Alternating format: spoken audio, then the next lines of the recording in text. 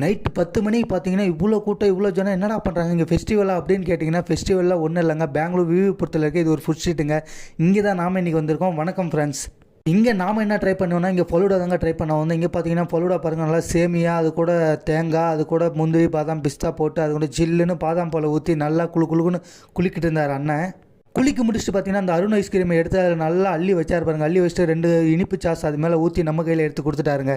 நாம் என்ன பண்ணோம்னா, அது கொஞ்சம் கொஞ்சமாக எடுத்து சாப்பிட்டு பார்த்தா அந்த பாதாமோட அந்த ஜூஸ் தாங்க வந்துட்டே இருந்துச்சு. நாம சரி உள்ளே கிண்டி சாப்பிட்லாம் அப்படின்னு நல்லா குடிச்சு பார்த்து நல்லா கிண்டி சாப்பிட்லான்னு கிண்டி சாப்பிட்டோம் பாருங்கள்.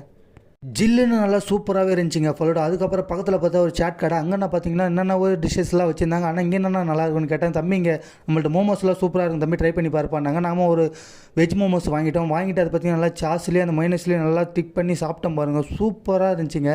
நல்லா அதுக்குள்ளே நல்லா குக் ஆயிருந்துச்சு. நீங்கள் பெங்களூர் இருந்தீங்கன்னா கண்டிப்பாக ஒரு வாட்டி விவிபுரம் வந்து இந்த ஃபுட் ஸ்ட்ரீட்டை விசிட் பண்ணி